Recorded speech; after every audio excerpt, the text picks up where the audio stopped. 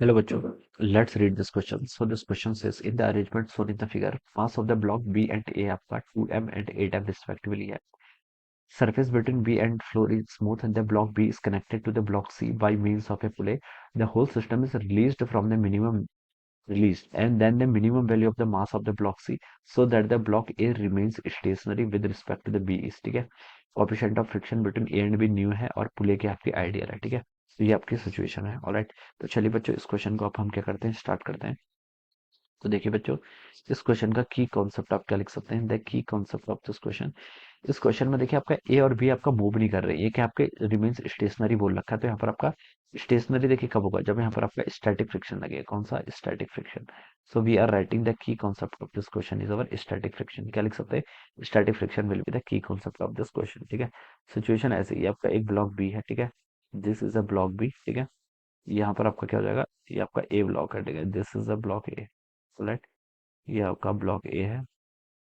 ये आपका क्या है, दिस इज ब्लॉक ए. ये आपका एक ब्लॉक ए हो जाएगा. ठीक है. सॉरी, ये आपका ब्लॉक बी है. इस पर आपका देखिए यहाँ पर आपका ब्लॉक बी, ये आपका ए ब्लॉक है. ए ब्लॉक आपका कुछ इस तरीके से है. ठीक है. यहाँ पर इसको देखिए हमने कनेक्ट कर रखा है पुले की हेल्प से. यहाँ पर एक आपका मास सी मास है. ठीक है. ये इसका मास देखिए एमसी बोल दीजिए, इसका मास एमसी बोल दीजिए. तो देखिए इसमें डाउनवर्ड डायरेक्शन में कौन सा फोर्स लगेगा, एमसीजी के पर लगेगा. यहाँ पर आपकी टेंशन होगी. पूरा सिस्टम देखिए आपका ए एक्सेलेरेशन से मूव कर रहा है. तो ये सिस्टम भी आपका ए से क्या करेगा, ऐसे मूव करेगा. ठीक है. इतना बता सकते हैं. ऑलराइट. अब देखिए बच्चों, जो आपका ए ब्लॉक है इसका मास कितना देखिए, ए का मास ए टाइम दिया हुआ है. ठीक है. ये ए टाइम है. ठीक है. तो देखिए इस पर ग्रेविटी का फोर्स लगा, कैसे? ए टाइम जी. इस ए टाइम जी के कारण इसकी टेंडेंसी भी नीचे जाने की. ठीक है. लेकिन क्वेश्चन ने बोल रखा है ये स्टेशनरी है.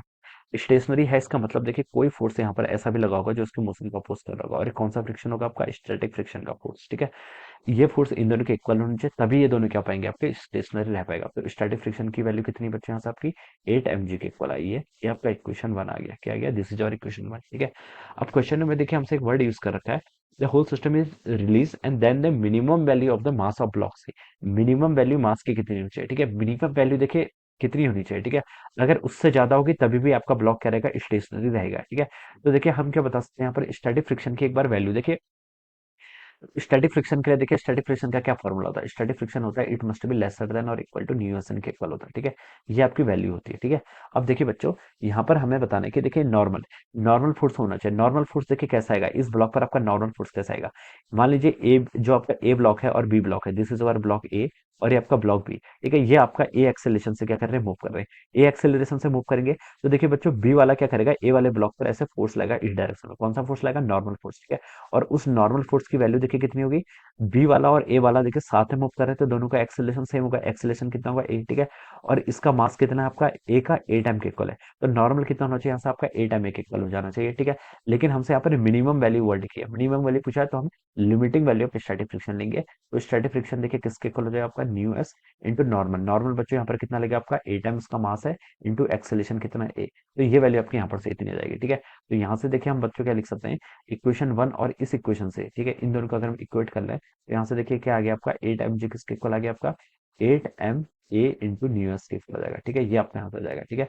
ए टाइम से बच्चों आपका ए टाइम कैंसिल. एक्सेलरेशन की वैल्यू बच्चों कितनी आएगी आपकी, जी डिवाइडेड बाई न्यू एस के इक्वल. तो ये तो बच्चों आपने क्या कर लिया, यहाँ पर से एक्सेलरेशन क्या कर लिया, कैलकुलेट करके बता दिया. ऑलराइट. ये आपका एक्सेलरेशन आ गया. अब देखिए बच्चों, यहाँ पर टेंशन टी लग रही है तो यहाँ पर भी टेंशन टी लग रही है. ठीक है. तो यहाँ पर से देखिए आप एक्सेलरेशन फाइंड आउट कर लीजिए. देखिए जो आपका सी वाला ब्लॉक है, ठीक है, इसका मास कितना है, एमसी. इस पर न्यूटन लॉज ऑफ मोशन लगा लेते हैं. इस पर देखिए आपका एमसीजी फोर्स डाउनवर्ड एक्ट कर रहा है. ठीक है.